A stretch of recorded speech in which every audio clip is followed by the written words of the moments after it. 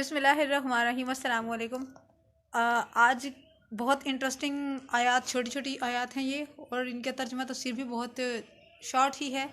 آج آپ کے ساتھ میں بیان کروں گی۔ کل میں نے آپ کو بتایا تھا کچھ یہودیوں کے بارے میں اور کچھ ایسے لوگوں کے بارے میں جو منافقت اور حسد وغیرہ کرتے ہیں۔ خیر، انہوں نے مرنا ہی حسد میں ہے، اور حاسد اور منافق یہ دو لوگ ایسے ہیں جو بہت خطرناک ہیں۔ حاسد انسان کچھ بھی کر سکتا ہے، کچھ بھی کر سکتا ہے۔ ہاں، اگر اللہ کی لعنت اس پر ہو جائے تو یہ ایک علیحدہ بات ہے۔ اس کے علاوہ یہ بہت ڈرپوک اور بہت ہوتے ہیں یہ لوگ، منافق اور حاسد۔ خیر، حاسد تو اپنی جان پر بھی کھیل جاتا ہے، ایسی بات نہیں ہے، لیکن یہ کہ اس کا کوئی فائدہ نہیں ہوتا، اس سے شاید اس کے بخشش میں اس کی پرابلم ہو۔ خیر، آج میں آپ کے ساتھ شیئر کرتی ہوں، بہت انٹرسٹنگ ہے یہ۔ بسم اللہ الرحمن الرحیم۔ یا ایھا الذین آمنوا اتقوا اللہ حق تقاتہ ولا تموتن الا وانتم مسلمون واعتصموا بحبل اللہ جميعا ولا تفرقوا واذکروا نعمت اللہ علیکم اذ کنتم اعداء فألف بین قلوبکم فاصبحتم بنعمتہ اخوانا وَكُنْتُمْ عَلَى شَفَا حُفْرَةٍ مِّنَ النَّارِ فَأَنْقَذَكُم مِّنْهَا كَذَلِكَ يُبَيِّنُ اللَّهُ لَكُمْ آيَاتِهِ لَعَلَّكُمْ تَهْتَدُونَ۔ ترجمہ ہے، اے ایمان والو، ڈرو اللہ سے جیسے حق ہے اس سے ڈرنے کا، اور خبردار ہرگز نہ مرنا سوائے اس حال میں کہ تم مسلمان ہو، یعنی کہ مسلمان ہونے کے حال کے علاوہ نہ مرنا۔ اور مضبوطی سے پکڑ لو اللہ کی رسی سب مل کر، اور جدا جدا نہ ہو جانا اور تفرقوں میں نہ بٹ جانا، اور یاد رکھو اللہ تعالیٰ کی وہ نعمت جو اس نے تم پر فرمائی۔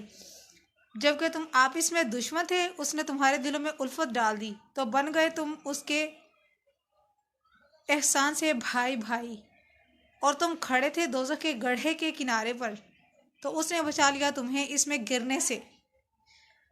یوں ہی بیان کرتا ہے اللہ تعالیٰ تمہارے لیے اپنی آیتیں تاکہ تم ہدایت پر ثابت رہو۔ سب کچھ واضح ہے آیات سے ہی، اور میں تھوڑا سا آپ کو ایزی کر کے بتاتی ہوں۔ ہوا یوں، حضرت عبداللہ بن عباس رضی اللہ تعالیٰ عنہ فرماتے ہیں کہ اوس و خزرج، جس کا ذکر میں نے سورہ بقرہ میں کیا تھا کہ یہ لوگ لڑائی کرتے رہتے تھے ہر وقت، اور یہ ان کے جو بڑے سردار وغیرہ تھے یہ لوگ ان کو آپس میں لڑاتے رہتے تھے، اپنے کوئی مفاد نکال لیا، اپنی کوئی ایک زمین نکلوا لی یا اس طرح کر کے کر لیا، لیکن ان کو جو فوجی تھے، یعنی کہ جو ان کی فوجیں تھیں، ان کو یہ وہیں لڑاتے رہتے تھے۔ تو جب اسلام پھیل گیا عرب میں، جب اسلام ہی اسلام ہو چکا، تو اللہ تعالیٰ نے اپنے فضل و کرم سے وسیلہ رسول اکرم صلی اللہ علیہ وسلم کی بدولت ان سب کو ایک جان کی طرح بنا دیا۔ ہوا یوں، ایک دفعہ ایسا ہوا کہ ایک شرارتی ٹیم تھی، ہم یہ کہہ سکتے ہیں، یہ غزوہ حنین کے بعد کا معاملہ ہے۔ دو لوگ تھے، منافق تھے۔ ان لوگوں نے سوچا کہ یہ دیکھو، یہ جو انصار لوگ بیٹھے ہوئے ہیں، انصار اور مہاجرین ایک ساتھ بیٹھے ہوئے ہیں، یہ اوس و خزرج کے بہت جنگیں لڑ چکے ہیں آپس میں، کتنے پیار سے کتنی محبت سے یہ لوگ بیٹھے ہوئے ہیں، یہ حسد کی بات ہو رہی ہے، کتنے پیار سے یہ لوگ بیٹھے ہوئے ہیں۔ ایسا کرو، تم جاؤ، اس ایک ساتھی نے دوسرے ساتھی سے کہا، ایسا کرو تم جاؤ، تھوڑی سی نا بات کو چھیڑ دو، ان کی پرانی جو ہے نا وہ چھیڑ دو۔ منافقوں نے اور حاسدوں نے یہی کرنا ہوتا ہے، یہی کرتے رہتے ہیں یہ لوگ۔ خیر، انہوں نے کہا، ایک نے دوسرے سے کہا کہ جاؤ ان کو تھوڑا سا چھیڑ کے آؤ۔ ایک شخص گیا، وہ آپس میں بڑی دل جان، بہت عزیزوں کی طرح، جیسے سگے بھائی ہوتے ہیں نا، ایسے وہ لوگ آپس میں پیار محبت سے رہ رہے تھے۔ اس نے جا کر نا ان کی پرانی جنگوں کے قصے چھیڑ دیے۔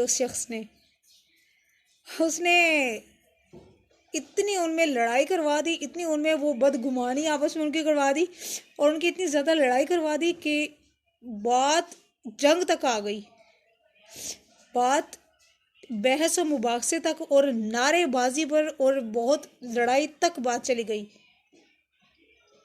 ایک پہاڑی پر جو ہے وہ لڑائی کرنے کا انہوں نے پلان بنا لیا، لڑائی کا فکس ہو گیا ان کا. وہ ہنسنے لگے جو منافق تھے دونوں. انہوں نے کہا کہ یہ لڑ پڑے ہیں آپس میں، اب باقی کا کام ان کا اپنا ہی ہے. نبی کریم صلی اللہ علیہ وسلم کو یہ بات پتہ چلی. آپ نے فوراً تشریف وہاں پر لے جا کر ان کو سمجھایا کہ تم لوگ اللہ کے احسان سے، میرے وسیلے سے تم لوگ جنت میں جانے والے ہو، اور تم نے یہ کیا حرکتیں شروع کر دی ہیں؟ کیا تم پہلے کی طرح کفر کرنا چاہتے ہو؟ کیا تم پہلے کی طرح آپس میں لڑائی کر کے دوزخ میں جانا چاہتے ہو؟ نبی کریم صلی اللہ علیہ وسلم نے فرمایا، اللہ تعالیٰ نے، تم ایک دوسرے کے خون کے پیاسے تھے، اللہ تعالیٰ نے تمہارے دلوں میں الفت ڈال دی ہے، محبت پیدا کر دی ہے، تو اب تم ایک منافق کی وجہ سے یہ کام کرنے لگے ہو. دوبارہ سے تم لوگوں نے تلواریں اٹھا لی ہیں، دوبارہ سے تم لوگ گالی گلوچ اور آپس میں بحث کرنے لگ گئے ہو. تم ایسا کیوں کر رہے ہو؟ چنانچہ انہوں نے ہتھیار پھینک دیے اور آپس میں ایک دوسرے کو گلے لگا لیا، صلح کر لی. شرارتیوں کا، حاسد لوگوں کا یہ کام ہے کہ آپس میں لوگوں کو لڑواتے رہنا اور لوگوں کے اوپر انگلیاں اٹھاتے رہنا. خود ان کی بے شک ٹوٹ بھی چکی ہوں، خود ان کی انگلیاں توڑ بھی دیتے ہیں لوگ، بعد میں یہ پاؤں بھی پکڑ لیتے ہیں. یہ اتنے ہوتے ہیں لوگ، بعد میں پاؤں پکڑ کر معافی مانگ لیں گے، یہ منافق اور حاسد لوگ. لیکن یہ ہے کہ یہ اپنے ان حرکتوں سے باز نہیں آئیں گے. یہ جہاں پر بھی محبت دیکھیں گے، جہاں پر بھی یہ پیار دیکھیں گے، یہ ان کو لڑوا دیں گے. آگے آتی ہوں تفسیر کی طرف. وَلَا تَمُوتُنَّ إِلَّا وَأَنْتُمْ مُسْلِمُونَ. اپنی صحت اور تندرستی کی حالت میں اپنے ایمان کا خیال رکھو. میں نے آپ کو بہت دفعہ بتایا ہے کہ ہماری نمازیں وغیرہ، ہماری عبادات اسی وقت قبول ہونی ہے جب ہم جوان ہیں، جب ہم تندرست ہیں. ویسے قبول تو اللہ تعالیٰ ہمارا صرف ایک سجدہ ہی اللہ تعالیٰ کر لے گا، ہمارا صرف ایک اچھے کام کی وجہ سے اللہ تعالیٰ ہماری بخشش فرما دے گا. اگر ہمارا کوئی ایک عمل بھی اچھا ہے، اگر اللہ نے چاہا تو ہم لوگ حقوق العباد بہت زیادہ نبھا رہے ہیں، حقوق اللہ بہت زیادہ نبھا رہے ہیں. حقوق العباد میں سے اگر ہم نے ایک غلطی کر دی تو وہ ہماری پکڑ جو ہے نا، اس سے پکڑ ہو جانی ہے. ساری زندگی ہم حقوق اللہ، حقوق العباد نبھاتے رہیں، اگر ہم نے ایک ذرا برابر بھی غلطی کر دی تو اللہ تعالیٰ ہمیں کبھی معاف نہیں فرمائے گا، اس کی سزا ہمیں ملنی ہی ملنی ہے. اس لیے تندرستی میں آپ نے وَلَا تَمُوتُنَّ إِلَّا وَأَنْتُمْ مُسْلِمُونَ، اور نہ مرنا ایسی حالت کے سوا کہ تم مسلمان ہو، یعنی کہ تم مسلمان ہو اسی حالت میں مرنا، اس حالت کے سوا کسی اور حالت میں نہ مرنا. اللہ تعالیٰ سے جیسی امید رکھو گے ویسے ہی اللہ تعالیٰ کو پاؤ گے، اللہ تعالیٰ سے جیسا گمان رکھو گے ویسے ہی اللہ تعالیٰ کو پاؤ گے، اور ویسے ہی ہمارے ساتھ اللہ تعالیٰ نے معاملہ کرنا ہے. اگر ہم لوگ انسانوں کے ساتھ اچھے طریقے سے رہتے ہیں، انسانوں کے ساتھ اگر ہم لوگ اچھا سلوک کرتے ہیں تو ہمارے ساتھ بھی ویسا ہی سلوک ہونا ہے جیسا ہم دوسروں کے ساتھ کرتے ہیں. جو عزت، جو رسپیکٹ وغیرہ ہم لوگ دوسروں کو دیتے ہیں، دوسرے لوگوں کو دیتے ہیں، عام لوگ ہوں، جیسے بھی ہوں، جو بھی ہوں، ہم پر فرض ہے کہ ہم جی جی کہیں، بدتمیزی نہ کریں، اخلاق سے گری ہوئی بات نہ کریں. باقی کچھ لوگوں کی عادت جو ہوتی ہے وہ عادت سے مجبور ہوتے ہیں. کیچڑ میں پتھر پھینکو گے تو چھینٹیں اپنے اوپر پڑنی ہے. اس لیے کوشش ہوتی ہے ہماری، اللہ کرے ہم سب کی یہی کوشش ہو، اللہ تعالیٰ ہمیں اسی حالت میں موت دے کہ ہم لوگ عزت دیں، عزت لیں. کوئی ہمیں نہ دے، عزت اور ذلت اللہ تعالیٰ کے ہاتھ میں ہے، جسے چاہے نوازے. باقی ضلالت تو کچھ لوگوں کا مقدر ہو چکی ہوتی ہے. یہ چیز ہے. سیدنا حضرت علی مرتضیٰ رضی اللہ تعالیٰ عنہ فرماتے ہیں کہ نبی کریم صلی اللہ علیہ وسلم ایک دفعہ ہم لوگ طواف کر رہے تھے. حضرت ابن عباس رضی اللہ کے ہاتھ میں چھڑی تھی، سٹک تھی. نبی کریم صلی اللہ علیہ وسلم نے یہ آیت مبارکہ تلاوت فرمایا، ارشاد فرمایا، جہنم میں ایک درخت ہے زقوم، اگر اس زقوم کا ایک قطرہ صرف ایک قطرہ اگر دنیا میں گرا دیا جائے تو دنیا کا جینا دوبھر ہو جائے گا. ایسے لوگوں کو وہ کھانا ہے، وہ پینا ہے زقوم. قرآن کریم میں کافی دفعہ اس کا ذکر آیا ہے، رے والا زے، زے اور کاف دو نقطوں والی اور میم زکوم، یہ لفظ زکوم جس کا مطلب زہر ہے، ایسا ہے، ایسے لوگوں کے ساتھ وہی معاملہ پیش آنا ہے، اور قیامت کے دن اللہ تعالیٰ ہمیں اس حالت میں اٹھائے گا جیسے ہم لوگ کام دنیا میں کر رہے ہیں، جوانی میں کر رہے ہیں یا صحت مندی میں کر رہے ہیں، تندرستی میں کر رہے ہیں۔ اللہ تعالیٰ ہمارے ساتھ وہ کام کرے گا جیسے ہم اللہ تعالیٰ سے امید رکھتے ہیں، جیسے ہم اللہ تعالیٰ کی اطاعت کرتے ہیں، جیسے ہم اللہ تعالیٰ کی نافرمانی نہیں کرتے، یہ چیز ہے۔ حضرت جابر رضی اللہ تعالیٰ عنہ فرماتے ہیں، میں نے رسول اکرم صلی اللہ علیہ وسلم کے وصال کے 3 روز پہلے آپ علیہ السلام کو یہ فرماتے ہوئے سنا ہے کہ تم میں سے ہر ایک کو اس حالت میں موت آنی چاہیے کہ وہ اللہ تعالیٰ کے بارے حسن ظن رکھتا ہو۔ اللہ تعالیٰ سے اچھے کی امید رکھو گے، انشاءاللہ اللہ تعالیٰ اچھا کرے گا۔ اچھے کی امید اللہ تعالیٰ سے آپ کیسے رکھو گے؟ یہ تو نہیں کہ آپ گناہ کرتے جاؤ، کفر کرتے جاؤ، نافرمانیاں اللہ تعالیٰ کی کرتے جاؤ اور یہ کہو کہ اللہ تعالیٰ ہمیں بخش دے گا، اچھا گمان رکھو۔ تھوڑا بہت تو آپ کو بھی کرنا ہے نا، تھوڑی بہت کوشش تو آپ کو بھی کرنی ہے نا، احسان تو نہیں کرنا، ہم نے خود پر احسان کرنا ہے۔ ہمیں نہیں پتہ ہمارا معاملہ کیا ہونا ہے، ہمارے ساتھ کیا ہونا ہے، لیکن اللہ تعالیٰ ایمان پر موت دے۔ اور اس آیت مبارکہ کے لحاظ سے کہ مسلمان مرو، اس میں یہاں پر جہاد کا ذکر بھی آ رہا ہے کہ اگر تم جہاد کے لیے جاتے ہو تو ایسی صاف نیت سے، ایسی نیک نیتیں سے لڑو کہ تمہیں اس میں شہید ہونا ہے، ایسے ڈٹ کر مقابلہ کرو، حاکم کا حکم مانو گے، یہ تم پر فرض ہے۔ ایمان پر موت یہی ہے۔ اور دوسرا تندرستی پر، عام لوگ، ہم لڑکیاں، ہم لڑکے، اس طرح کر کے سارا کچھ ہم لوگ جیسے اللہ تعالیٰ کی جیسی بھی ہوں، جتنی بھی ہوں، عبادات کرتے رہیں، اللہ تعالیٰ کے احکامات کو مانتے رہیں، اللہ تعالیٰ ہمارے ساتھ بھی ویسا ہی معاملہ کرے گا انشاءاللہ تعالیٰ۔ ایک صحابی رضی اللہ بیمار ہو گئے، نبی کریم صلی اللہ علیہ وسلم اس کی عیادت کے لیے تشریف لے گئے۔ وہ صحابی جو ہیں، وہ صحابی رضی اللہ راستے بازار میں ہی مل گئے۔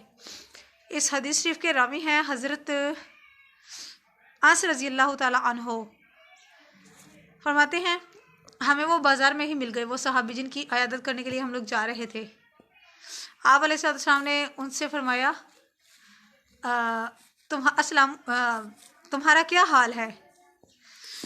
اس صحابی نے عرض کی، یا رسول اللہ کے فضل و کرم سے میں بہتر ہوں، میں ٹھیک ہوں، اور اللہ تعالیٰ سے میں شرمسار ہوں، اللہ تعالیٰ سے رحمت کا امیدوار ہوں کہ وہ پروردگار مجھے بخش دے، میرے تمام گناہوں کو معاف فرمائے۔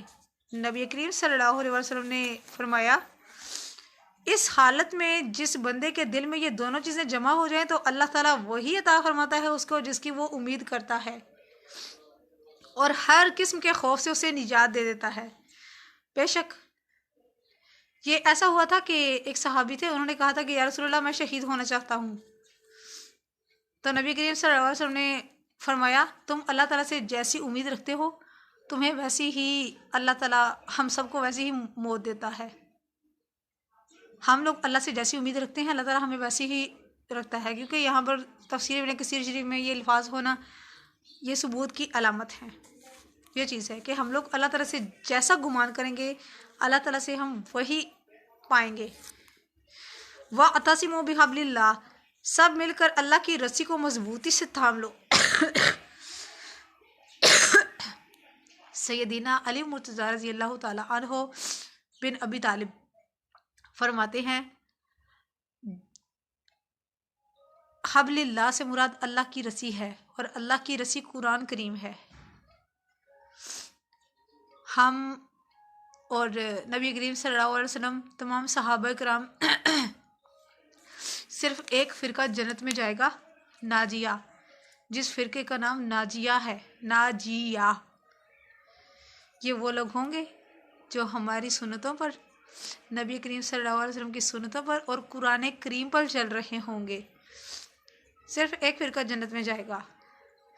فرقوں میں نہ بٹو، یہ تفسیر ابن کثیر شریف کے الفاظ ہیں. فرقہ بازی نہ کرو، جس نے فرقہ بنایا اس نے بہت بڑا ظلم کیا. اللہ کی رسی قرآن کریم ہے، قرآن کریم پر چلو. حضرت ابو ہریرہ رضی اللہ تعالیٰ عنہ فرماتے ہیں کہ اللہ تعالیٰ تمہارے لیے 3 چیزوں کو پسند کرتا ہے اور 3 چیزوں کو ناپسند کرتا ہے. پہلی یہ کہ تم اسی کی عبادت کرو، اس کے ساتھ کسی کو شریک نہ ٹھہراؤ، اور اس کی رسی کو مضبوطی سے تھام لو، یعنی کہ قرآن کریم کو مضبوطی سے تھام لو. یہ چیز ہے.